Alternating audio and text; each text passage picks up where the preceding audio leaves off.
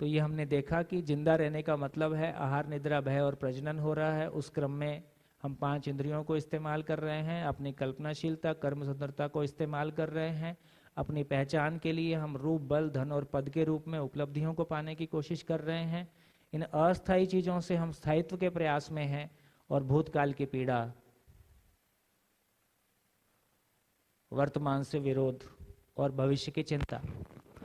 अभी जैसी जिंदगी हम जी रहे हैं उसमें भूतकाल की पीड़ा, वर्तमान से विरोध, भविष्य की चिंता उम्र बढ़ने के साथ साथ बढ़ता हुआ दिखाई देता है। उपलब्धियों के साथ साथ ये बढ़ता हुआ दिखाई देता है कि घटता हुआ दिखाई देता है। यदि ये बढ़ता है इन जनरल तो इसका मतलब जिंदगी की कंपनी लॉस में है कि प्रॉफिट में है। ठीक है, तो कारों के साइज बढ़ गए, मकान के साइज बढ़ गए, टर्नओवर बढ़ गए, पद बढ़ गए, लेकिन जिंदगी लॉस में है। इसका मतलब कहीं तो लोचा है, उस लोचे को पकड़ने की जरूरत है। तो मैं दूसरी तरफ चलता हूं, तो फिर जीना किसके साथ होता है? तो जीना किसके साथ नहीं होता है इसकी चर्चा हमने ब्रेक के पहले की थी। किसके साथ जीना नहीं होता है? भय के साथ, गरीबी के साथ, अपमान के साथ।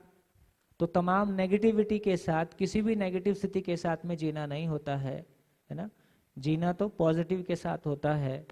तो उसको एक नाम दिया, बहुत सारे नाम देने की बजाय उसको एक नाम दिया, स्वयं के प्रति विश्वास। स्वयं के प्रति विश्वास का मतलब है, यदि स्वयं के प्रति विश्वास होगा तो मैं समाधान के साथ हूं कि मैं समस्याओं के साथ हूं। तो स्वयं के प्रति विश्वास को समझने के लिए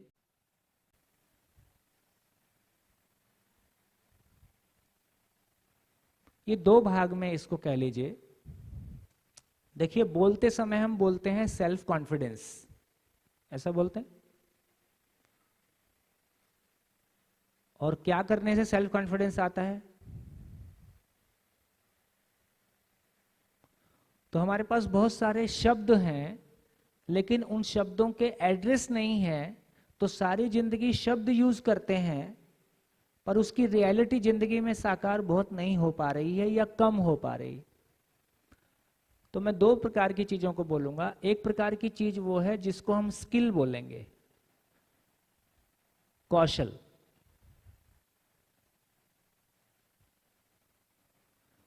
दूसरी चीज वो है जिसको क्या बोलूं, समझण बोल दूं। हिंदी में मैं वो लिखूंगा तो उसको समाधान कहूंगा। समाधान का मतलब है पेरिनियल सॉल्यूशन। देखिए, ये बात ठीक है, प्रॉब्लम के लिए सॉल्यूशन की बात नहीं कर रहे हैं। जैसे ये कहा, इसको कैसे समझें? इसको ऐसा समझें कि पूरा एग्जिस्टेंस किसी नियम से है। पूरा एग्जिस्टेंस किसी नियम से है। मैं नियम को समझूं तो ठीक, नहीं समझूं तो ठीक, जानूं तो ठीक, नहीं जानूं तो ठीक, मानूं तो ठीक, नहीं मानूं तो ठीक। इससे नियम पे कोई फर्क पड़ता है? नियम बदल जाता है ना। मेरे को पता है कि नहीं पता है मून धरती के चारों तरफ घूमता ही है। मेरे को पता है कि नहीं पता है धरती गोल है, मैं चपटी बोलता रहूं, इससे धरती को कोई फर्क नहीं पड़ता है ना। तो ये पूरी सृष्टि, ये पूरी कायनात अपने किसी नियम के साथ है। मैं समझूं या नहीं समझूं, हार्ट अपना काम करता है, किडनी अपना काम करता है, खाना खाने के बाद खाना पचता है, शरीर का साइज बढ़ता है, हाइट बढ़ती है, हेल्थ बढ़ती है, मैं कुछ भी समझूं या नहीं समझूं। तो इसका मतलब है कि ये सृष्टि किसी नियम से काम कर रही है। उस नियम की समझ होने का नाम समाधान है। तो अपन कहां ले गए इसको? अपन ये कह रहे हैं कि यदि पूरी सृष्टि किसी नियम से संचालित है, वो नियम ना हिंदू है, ना मुस्लिम है, ना सिख है, ना ईसाई है। पूरी सृष्टि में मानव का होना भी हिंदू, मुस्लिम, सिख। आदमी गुफा में था तो हिंदू था कि मुस्लिम था? है ना। तो आप पाएंगे कि वो तो मानव ही था, ये ठप्पाकरण बाद में हुआ। जब ऐसे हम सारा देखते हैं तो ये बात समझ में आई कि यदि बहुत एक निरपेक्ष दृष्टि से देखें, थोड़ा सा पीछे खड़े होकर देखें, तो पूरी सृष्टि किसी नियम से है। उस नियम में मानव का इस सृष्टि पे होना भी, मानव का इस धरती पे इवॉल्व होना भी किसी नियम से है। इस शरीर के होने में मानव का कोई योगदान नहीं है ना। इस जीवन में सोचने समझने की क्षमता का होने में भी मानव का कोई योगदान नहीं। धरती पे मानव के होने में भी मानव का कोई योगदान नहीं। ये जो मानव का होना है ना, फिर उसके सुखी दुखी होने का भी कोई नियम है। अब ये कह रहे हैं अगले 8 दिन में हम ये चर्चा करने वाले हैं कि जिस तरह से यूनिवर्सल लॉज हैं, तो मानव के सुखी होने का भी कोई यूनिवर्सल लॉ है। वो भी हिंदू मुस्लिम सिख ईसाई के लिए एक जैसा है, उसमें भी कोई फर्क नहीं पड़ता है। धीरे धीरे वो जो प्रकृति के नियम हैं, वो जो नेचर के नियम हैं, चाहे वो मानव के बारे हैं चाहे वो सृष्टि के बारे हैं, उस नियम को पहचान लेने का नाम समाधान है, समझ है। उस लेवल से हम ऐसे आते हैं। तो धीरे धीरे हम अपने जो भी हमारी डिक्शनरी है और उनकी जो समझ है, धीरे धीरे उसको देखेंगे। लेकिन मैं अभी ये कह रहा हूं कि ये 2 तरह की चीजें हैं। कौशल में क्या आ गया? कौशल का मतलब है मुझको अपनी बात हिंदी में कहने का बहुत कॉन्फिडेंस है, मैं अपनी बात को हिंदी में ठीक से कह सकता हूँ। किसी को लगता है कि मैं अपनी बात को गुजराती में ठीक से कह सकता हूँ, तो हिंदी भाषा के लिए, हिंदी भाषा मुझको आती है, इंग्लिश आती है, गुजराती आती है, मुझको कार भी चलानी आती है, मुझको खाना भी बनाना आता है, और किसी को प्रॉब्लम आ जाए तो मैं उसका ऑपरेशन भी कर देता हूँ, डॉक्टर, एज ए डॉक्टर। तो जितने भी हमारे इंजीनियरिंग, मेडिकल, जो भी आर्किटेक्चर, जितने भी सारे खेती करना आता है, ये सब किस में आ जाएगा? तो हमारी अभी की एजुकेशन के सारे कोर्सेज किस में आ जाएंगे? ये सब कौशल है। और एमए साइकोलॉजी किस में आएगा? और एमए सोशियोलॉजी किस में आएगा? अभी हमारे ह्यूमैनिटी के कोर्स भी स्किल हैं, उसको करके नौकरी मिल जाए तो ठीक है, अदरवाइज वो किसी काम का है नहीं। ये बात ठीक है? इस बात से सहमति है? एमए साइकोलॉजी करके उसका मन ठीक हो गया, उसको अपना मन समझ में आ गया एमए साइकोलॉजी करके, और अब उसका मन हमेशा प्रसन्न रहता है ना? अब उसके भीतर लो फील नहीं होता है, ईगो नहीं होता है, और वो हमेशा खुश रहता है, तो मैं मानूं कि एमए साइकोलॉजी फिर मैं उधर रखूंगा। यदि एमए साइकोलॉजी करके मेरे को 20,000 की जॉब मिल जाती है, तो ये कौशल है, ये समझ नहीं है। तो वर्तमान के हमारे एमए साइकोलॉजी, सोशियोलॉजी और तमाम ये कोर्सेज जिंदगी में कोई काम नहीं आ रहे हैं, एक नौकरी के पाने के काम जरूर आ सकते हैं, है ना? तो कुल मिला के आश्वासन देने के काम जरूर आते हैं। तो जब मेरे को एक तरह का कॉन्फिडेंस है, तो मेरे को कार चलाना आता है, ये भी एक कॉन्फिडेंस है। फिर इधर वाला कैसा आएगा, इसको कैसे पहचानूंगा? कार चलाने के प्रति कॉन्फिडेंस कैसे आया? कार को सीखने से आया, कार का नियम समझने से आया। स्वयं के प्रति विश्वास कैसे आएगा?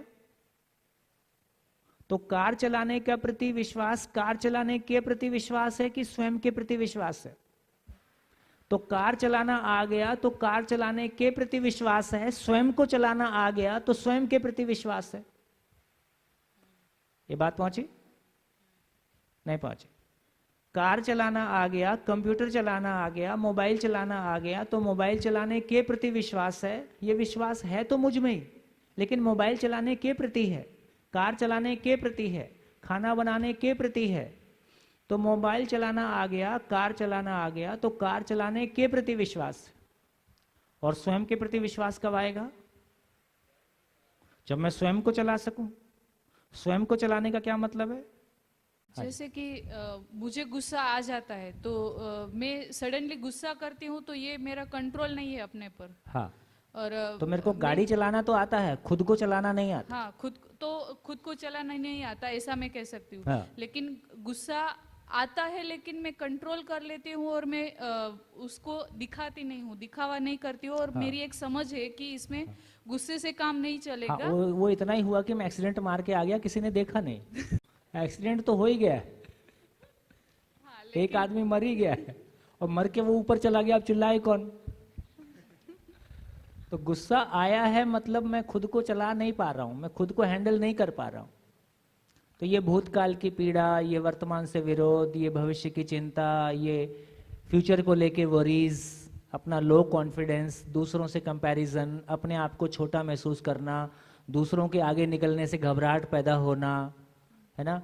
किसी को जाति के आधार पे बड़ा मांगना, किसी को हाइट के आधार पे बड़ा मानना, किसी को रूप और रंग के आधार पे बड़ा मानना, कभी अपने आप को बड़ा मानना, कभी किसी दूसरे को छोटा मानना, ये जो कॉम्प्लेक्सिटीज है, ये जो इन्फीरियरिटी कॉम्प्लेक्स और जो सुपीरियरिटी कॉम्प्लेक्स है, ये जो लगातार मेरे भीतर ये भूचाल चलते रहता है ना, ये मैं हैंडल नहीं कर पा रहा हूँ।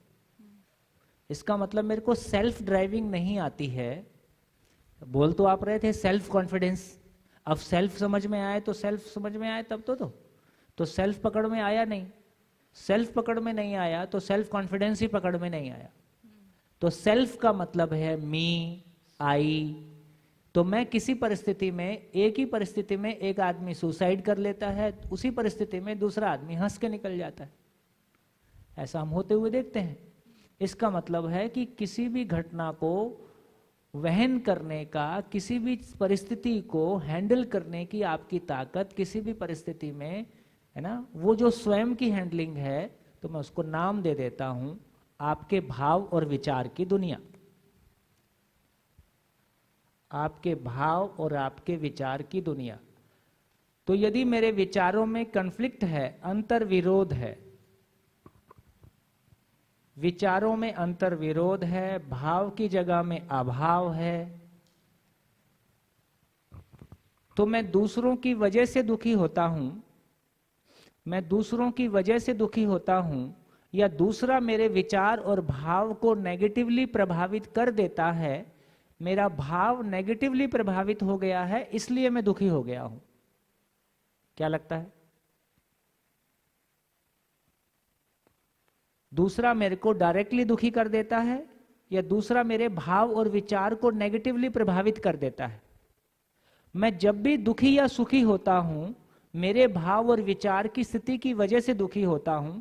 जब भी मेरा भाव और विचार पॉजिटिव है तो मुझको अच्छा लगता है, जब भी मेरा भाव और विचार नेगेटिव है तो मुझको खराब लगता है। तो मेरे सुखी दुखी होने का कारण मेरे भाव और विचार का प्रभावित हो जाना है, नेगेटिवली प्रभावित हो जाना है। तो मेरे भाव और विचार का नेगेटिवली प्रभावित हो जाना विश्वास में कमी है, स्वयं के प्रति विश्वास में कमी है। क्योंकि एक ही तरह की घटना से सभी लोग एक समान प्रभावित होते हैं कि अलग अलग प्रभावित होते हैं? अलग अलग प्रभावित होते हैं। तो इसका मतलब यह हुआ कि जिसमें विश्वास में कमी है, जिसके अंदर विश्वास की कमी है, वो किसी घटना से ज्यादा प्रभावित होता है नेगेटिवली। यदि उसके विश्वास में कमी नहीं है तो वो उस घटना से उस तरह से प्रभावित नहीं होता है। तो इसका मतलब यह हुआ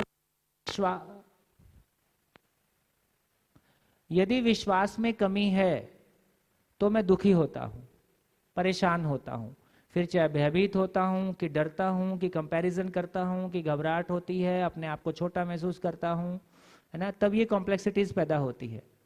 तो एक बात पता चली कि गाड़ी चलाने के प्रति तो मेरे को पूरा अधिकार है, तो गाड़ी चलाना मुझको आता है, पर खुद को चलाना नहीं आता है। ये बात माची।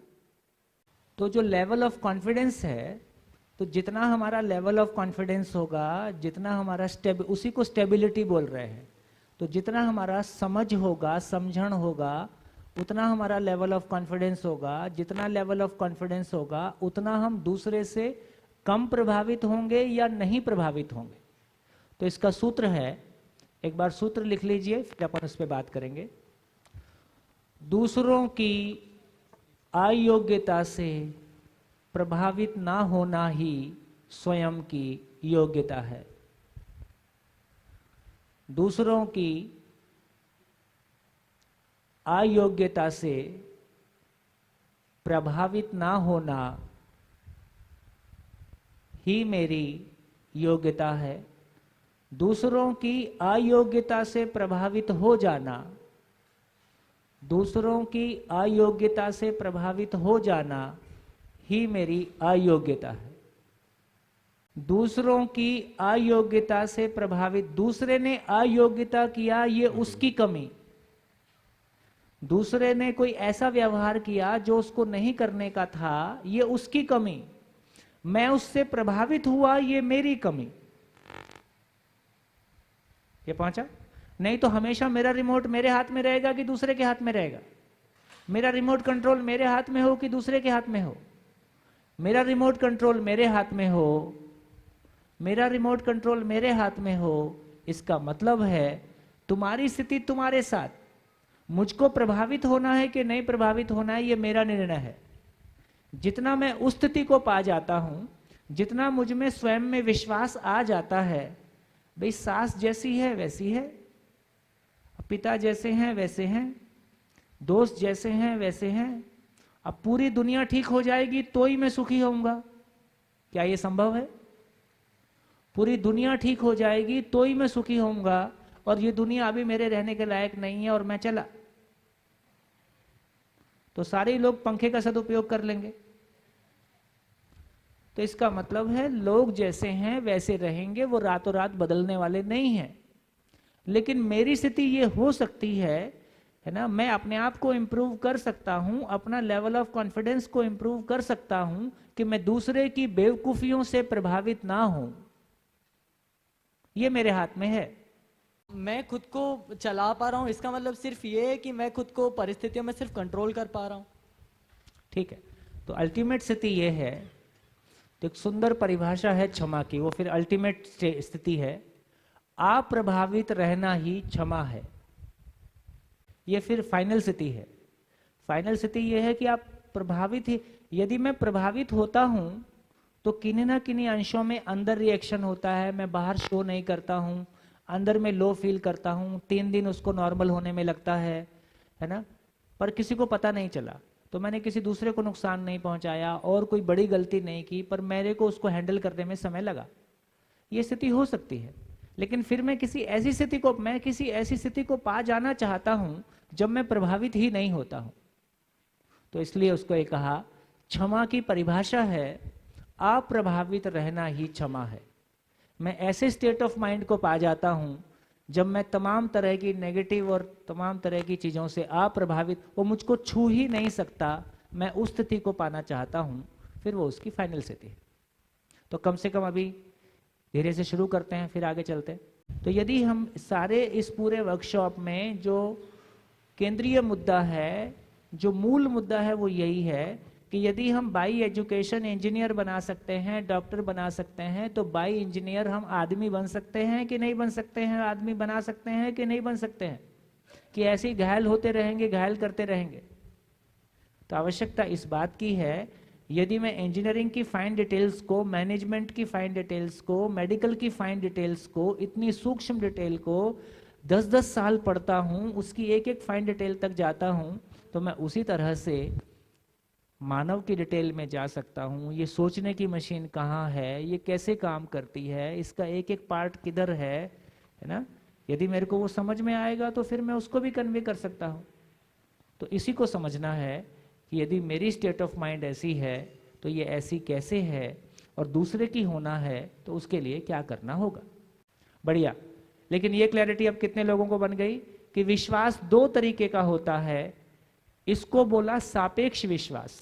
ये सापेक्ष है, ये हमेशा सापेक्ष है, ये किसी के कंपैरिजन में ही है।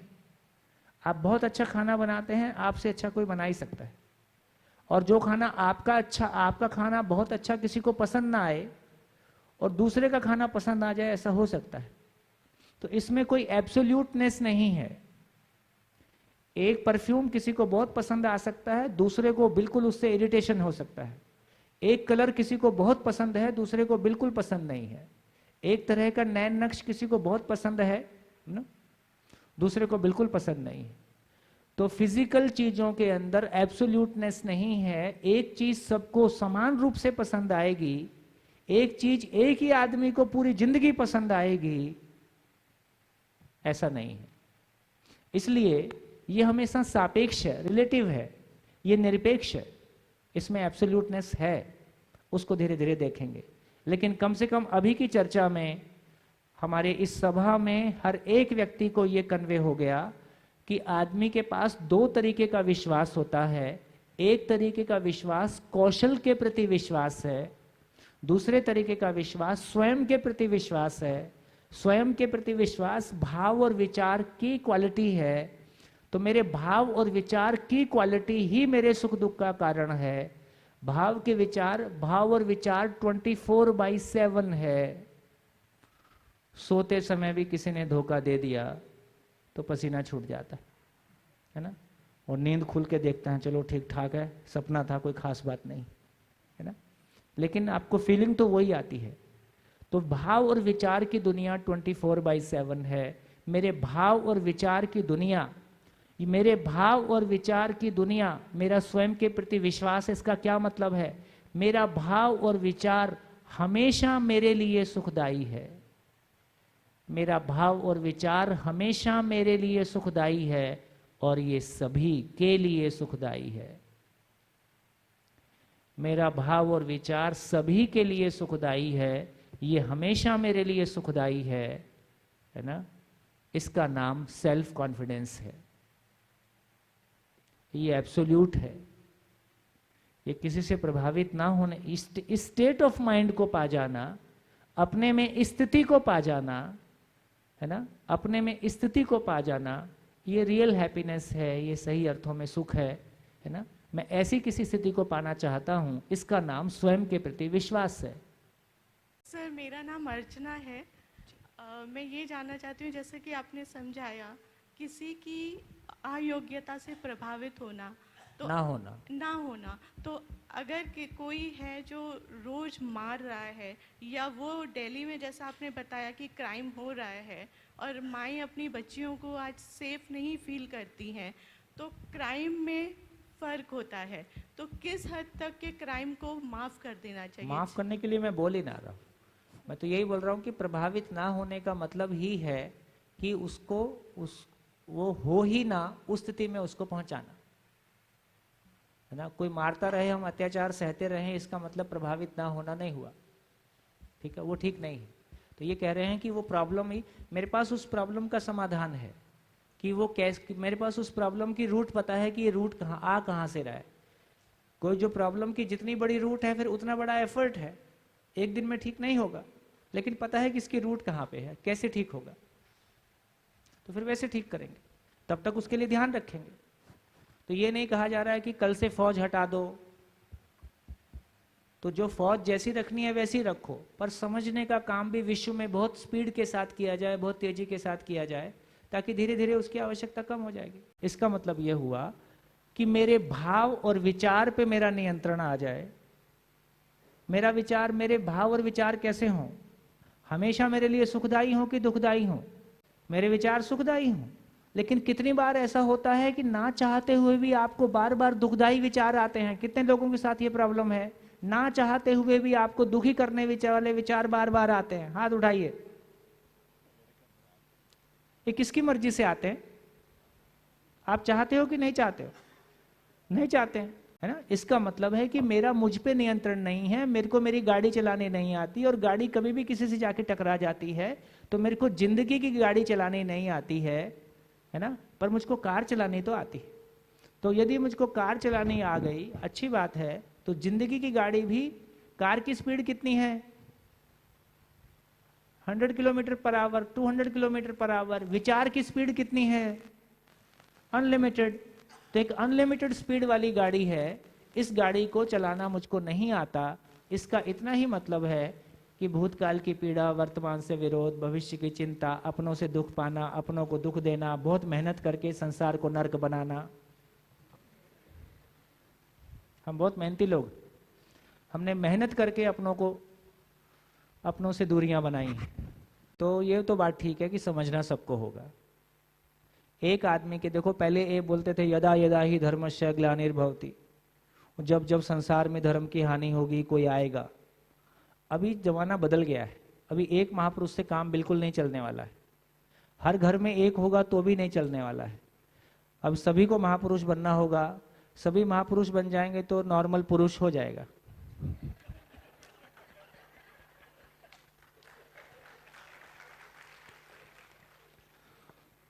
ये पुरुष नॉर्मल नहीं है, इसलिए बार बार महा करना पड़ता है। तो अच्छी बात यह है कि हर बच्चा जन्म से जिज्ञासु है, वो जिंदगी समझना ही चाहता है। हमको जिंदगी की समझ नहीं है तो हम उसको गोरा काले का फर्क दे दिए, हिंदू मुस्लिम का धर्म दे दिए और तमाम तरह की नेगेटिविटी। हमने बहुत मेहनत करके, देखो हम आशीर्वाद देते हैं अपने बच्चों को, सदा सुखी रहो, देते, पर सच्चाई ये है, सूत्र ये कहता है जो जिसके पास है वह उसको बांटेगा ही। कंफ्यूज्ड आदमी कंफ्यूजन बांटेगा। तो हम माँ बाप के पास जिंदगी नहीं थी, हमने बच्चों को अधूरी जिंदगी दे दी, और सच्चाई ये है कि हमने आशीर्वाद दिया, बेटा हम भी दुखी रहे तुम भी दुखी रहना, और ये आशीर्वाद फलता है। हर पीढ़ी के साथ ये आशीर्वाद फलता गया। तो आवश्यकता इस बात की है कि एक बच्चा जन्म से जिज्ञासु है, वो समझना ही चाहता है, वो जिंदगी को समझना चाहता है। जब वो जिंदगी को समझना ही चाहता है, उस समय हम उसके साथ जिंदगी दे सके। अभी रायपुर में कुछ पेरेंट्स के साथ में मीटिंग चल रही थी, तो पेरेंट्स बड़े सीरियस थे कि हम अपने बच्चों को क्या दें और अपने बच्चों के साथ कैसे जिएं। मैं चलो एक बोर्ड पे लिख लेते हैं कि हम अपने बच्चों में क्या चाहते हैं क्या नहीं चाहते हैं। तो बोर्ड पे एक टेबल बनाई गई, क्या चाहते हैं क्या नहीं चाहते हैं।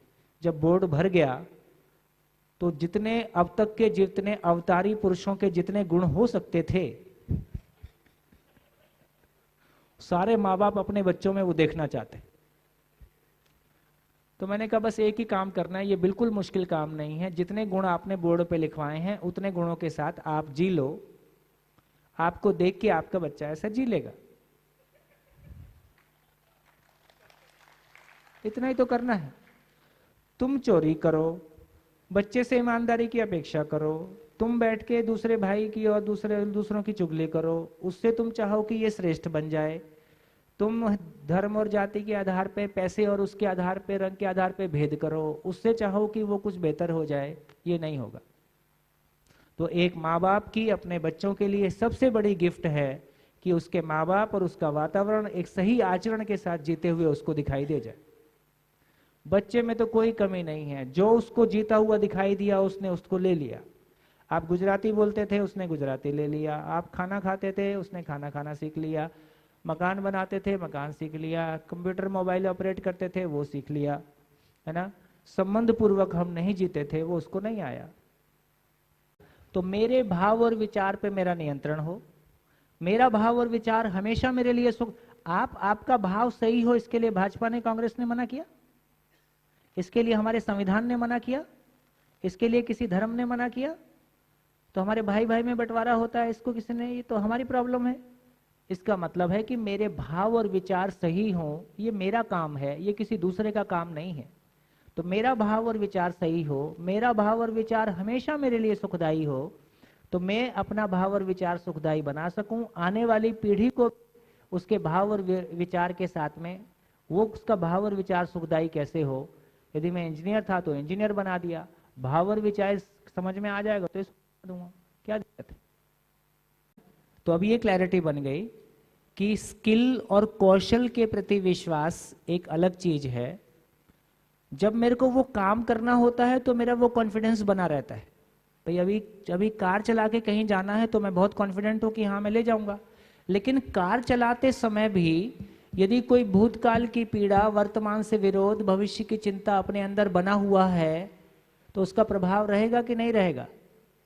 10 साल पहले सास ने ऐसा बोला था और मेरा अपमान कर दिया था, या मेरे पिता ने ऐसा बोल दिया था, या पार्टनर ने ऐसा बोला था, है ना।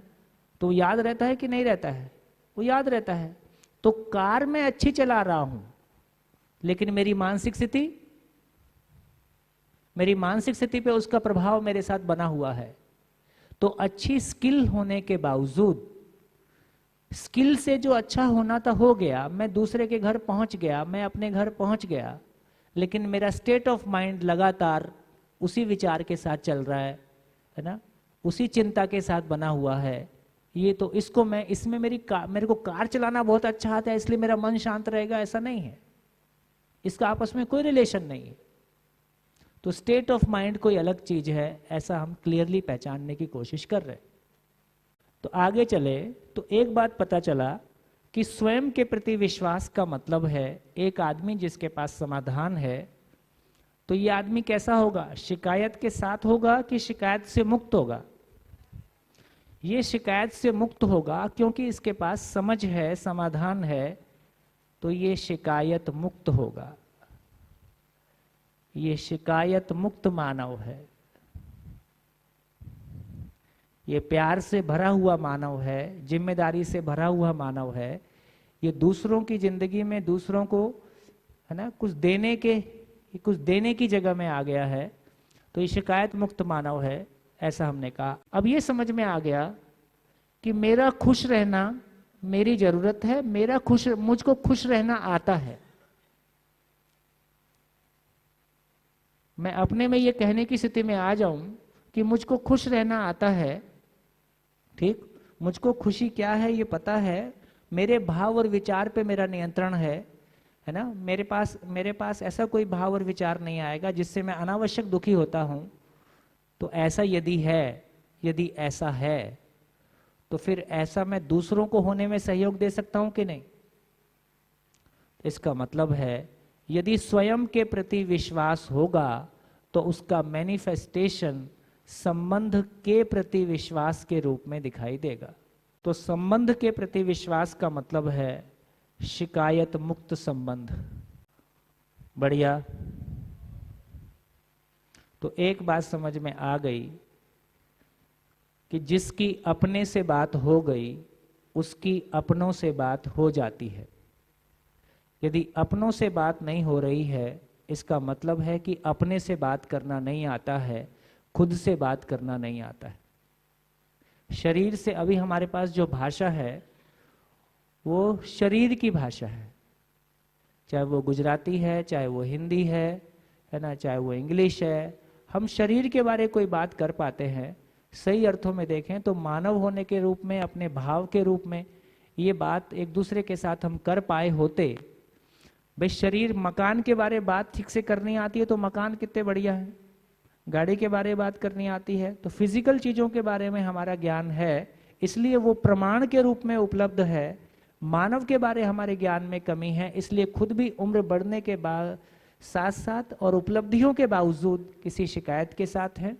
संबंधों की स्थितियां देखें तो और प्रॉब्लमेटिक है, और जैसे जैसे एजुकेशन बढ़ती गई संबंध में जीने का विश्वास बढ़ता गया कि घटता गया? ये और मुश्किल आ गया। हमने सोचा था कि पढ़ने लिखने के बाद स्थितियां और अच्छी हो जाएंगी, लेकिन जैसे जैसे एजुकेशन बढ़ती गई वैसे वैसे आदमी के साथ जीने का विश्वास और घटा है। ये भी स्थिति हमारे सामने है। यदि ये स्थिति आ गई तो इसका मैनिफेस्टेशन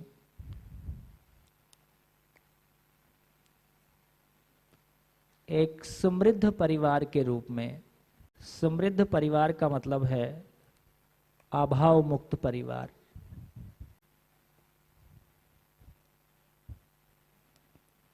तो दूसरे परिवार शिकायत मुक्त, अभाव मुक्त हो जाएं, ये एक भय मुक्त समाज का आधार है। ये एक भय मुक्त समाज का आधार है। सभी परिवार शिकायत मुक्त, अभाव मुक्त हो जाएं, देश के सभी परिवार शिकायत मुक्त, अभाव मुक्त हो जाएं, इसका नाम व्यवस्था है। इससे ज्यादा होता नहीं, इससे कम में चलता नहीं।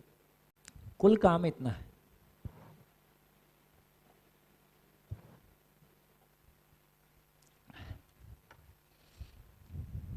तो ये हमने बात की जीने को लेके। हमने जीने की शुरुआत एक व्यक्ति से देखी, जीने का फैलाव परिवार के रूप में देखा, परिवार का फैलाव दूसरे परिवारों के साथ देखा, और व्यवस्था के रूप में सभी परिवार शिकायत मुक्त, अभाव मुक्त होकर जी सकें, है ना, समाधान और समृद्धि के साथ में जी सकें, समझ के साथ जी सकें, अपने मानव होने को फील कर सकें, अपनी उपयोगिता को फील कर सकें, अपनी उपयोगिता की खुशी मना सकें, है ना। ये मानव के जीने का फैलाव है।